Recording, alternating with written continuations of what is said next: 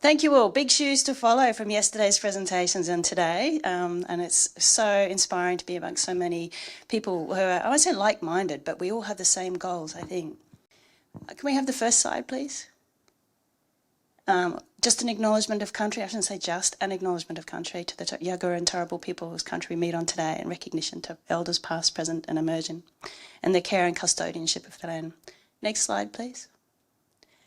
So, South East Queensland, biodiversity hotspot. There's some facts and figures up there that you can have a look into for yourself, but I reckon we're in a pretty special part of the world, and our chair yesterday mentioned that. We have a rapidly growing population. We have 20% of, I think it's Australia's Indigenous population, or Queensland's Indigenous population, live in South East Queensland. We have 6,000 flora species, 2,400 native fauna species, and as we saw in the State of Environment report from Fiona Fraser yesterday, more than 200 threatened species in our part of the world. We also have an increasing number of endangered ecological communities. I feel like every year there's a new endangered ecological community at a national level declared in South East Queensland. Amazing biodiversity. We have a World Heritage Rainforest that forms part of the Border Rangers Alliance, which was was the first, I think, partner in the Great Eastern Ranges in Queensland. And Healthy Land and Water is the first natural resource management organisation in Queensland to be part of the GER family. So I'm really proud of that commitment and connection that we have. We have the Moreton Bay Ramsar site, which is downstream of probably 80% of the catchments in South East Queensland. All the sediment, all the land use, all the management, the catchment headwaters that feed to this nationally important Ramsar site. And we work with so many people across the region to try and conserve that. We have biospheres. And we've got an imminent Quandamooka World Heritage Area, which is the really significant involvement of the Quandamooka people.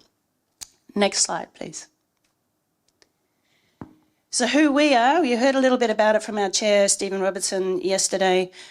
Two key documents, I guess, or programs really drive Healthy Land and Water's core business. One is the regional NRM plan for South East Queensland, and the other one is the report card, which manages and reports on the health of our catchments and waterways in South East Queensland. One is a 20-year-old monitoring program involving state government, local government, predominantly funded by our partners to monitor the health of our waterways and catchments, and particularly what impact is it having on Moreton Bay. The NRM plan is another 20-year-old document that we've reviewed twice now with goals set to 2030. Amazing coincidence with that, with the Olympic Games, the UN Decade of Restoration. There's a lot we've got to achieve in the next 8 years with this plan. Next slide, please. We've done 2 reviews of the NRM plan and how we're progressing on targets. Can we have the next slide?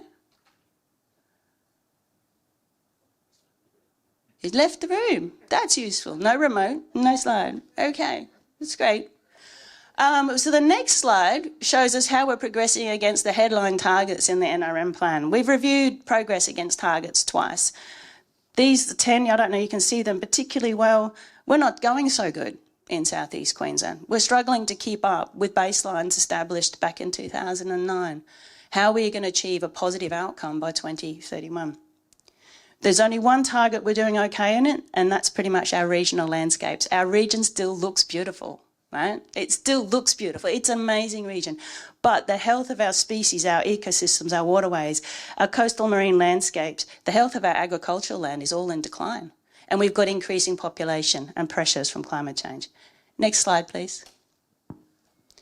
Key drivers are ones that we're all familiar with. So obviously increasing population. We are still one of the fastest growing regions in Australia.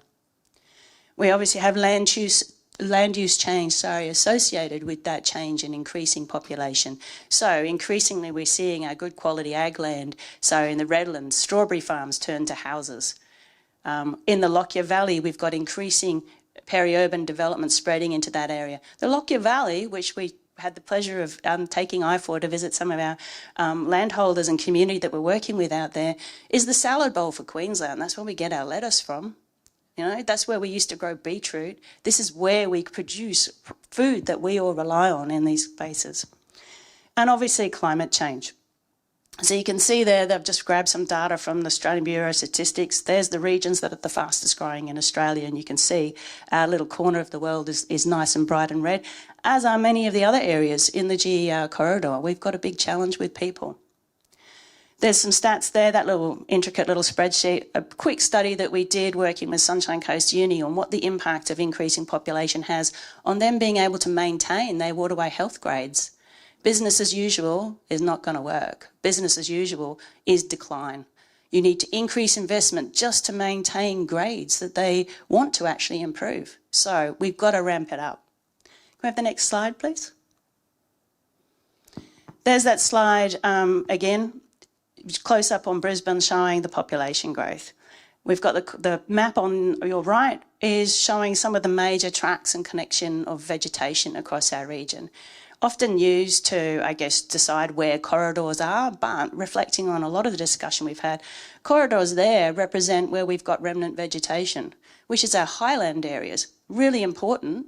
But what about our lowlands? They're cleared because we want to live in the same places that provide those productive landscapes. So how do we bring that altitudinal connectivity? Jamie was talking yesterday about waterways and riparian zones, and we have the wonderful Wivenhoe Dam. And in the middle, I'm sorry for those of you who've been to recent presentations of mine, but I just love this statement from David Attenborough. When I get depressed, like I did a little bit yesterday, with we've got so many challenges, what are we going to do? But you know what? If working separately, we do so much damage. What? The power in this room, the power that we have through the GER corridor and all the other connectivity conservation initiatives across the world. We work together, we can do significant good, right? We've got to believe that. Otherwise, we're just sitting in a corner banging our heads. Next slide. Oh, click the button again for me. Yay. So I want to turn that red green, right? So we've got people moving into all these spaces. That's opportunity. It's impact, it's challenge, it's loss. But can we communicate with and talk to all those people moving into our space and get them on this journey with us to recognise the importance of the environment that we depend on to our survival, but for everything else as well? Next slide, please. So people are so important, and I recognise my colleagues from Land for Wildlife here. Our organisation is not as closely involved with Land for Wildlife as we used to be, but Land for Wildlife is a network of private landholders across southeast Queensland doing amazing things with our local government partners. We also, Healthy Land and Water has two owners. We're a not-for-profit organisation with two owners. One is the Council of Mayors of South East Queensland. So there's an avenue into the door of local government. The other is the SEQ Catchments Members Association, which has 200 plus organisations in it from around South East Queensland. That's illustrated on the map on the left, trying to match what that community capacity is. And I know there's lots of groups in this room who are represented on that map. And on the right, I'm so pleased to hear that reference to flying foxes there, something I'm really passionate about. We've just run a project supported by the Australian Government, Bushfire Recovery. We called it Winter Plants for Wildlife. That was our common name for it. It was really about supporting grey-headed flying fox. We've been working on them for over a decade now. Their importance for climate change, resilience, their importance for, as Peggy mentioned in the previous video, the overlap with their food in koalas and swift parrots and their winter food. So ours is Winter Plants for Wildlife. We mapped all the regional ecosystems in Queensland that supported winter fruiting and flowering species for grey-headed flying fox. We targeted areas around grey-headed flying fox camps. We put a call out to the community, who wants to plant? We had funding for 15,000 plants to deliver pretty much in 6 months.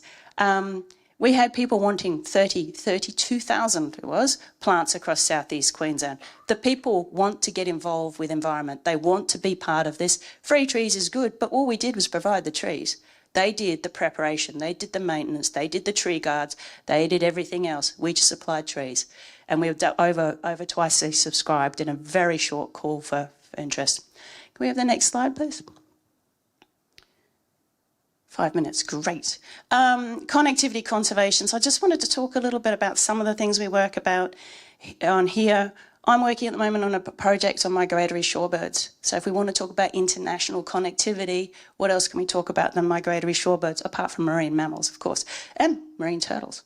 Anyway, so we work really closely with Wader Study Group on things like Far Eastern curlew to map their habitats, to put in interim measures, what we can do to try and prevent the massive disturbance that's happening to those birds as they roost and forage in Moreton Bay.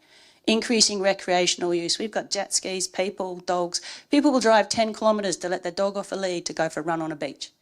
So how do we target and communicate and educate those people that we can't keep doing this because these birds are plummeting downhill?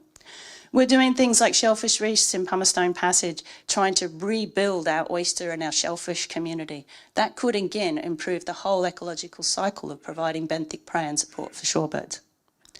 Next slide, please. We do a lot on waterways. We do hard engineering, we do soft engineering, we work in urban environments, we work with community and catchments. We release biocontrols for cat's claw creeper, that beautiful yellow flowering thing. It's looking spectacular at the moment in so many parts of our region.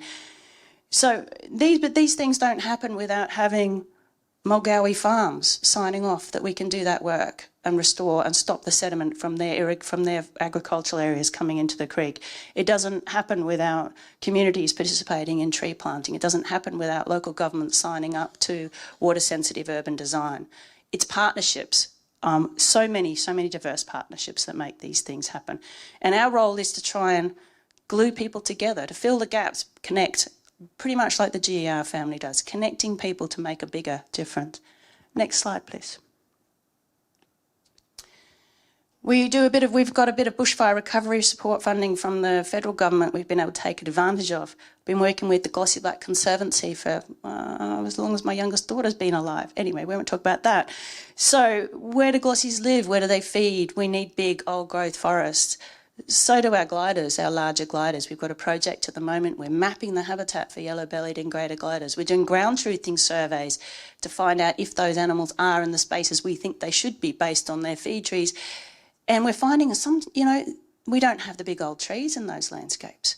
So they might have food, but they've got nowhere to shelter. They've got nowhere to breed. We're using LiDAR to try and work out where those old growth forests are, where those old growth patches of trees are in those what looks like vast areas of habitat. That's all right, greater gliders are fine. Look at all that habitat, but they don't have the big trees. We're working with Pat Norman at Griffith Uni to also look at the draft modelling they're doing of where the old growth forests are. Because if we can protect the old growth trees for greater glider and yellow-bellied glider, then powerful owls and glossy black cockatoos and spotted-tailed quolls also have places to be, as well as everything else. Wrapping up quickly. Moving to the next slide. People. I just wanted to finish on the people angle. Without people, we can't do the things that we do.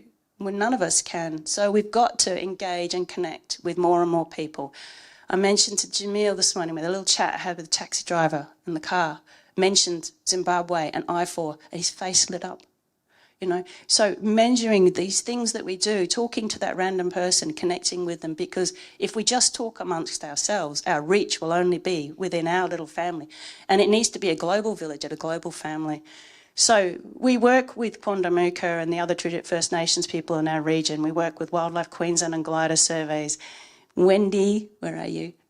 There you are. Working with our landholders in the Laidley about planting trees for koalas and connecting habitats there. We also work with Queensland. It's now the Queensland Fire and Biodiversity Consortium. How do we manage fire in an increasingly dry landscape? And we connect with rural landholders, our Grazing Best Management Program. How do we manage grazing to get increased soil health and carbon restoration and connect and protect our waterways and landscapes?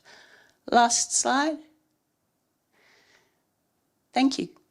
That's some of our partners.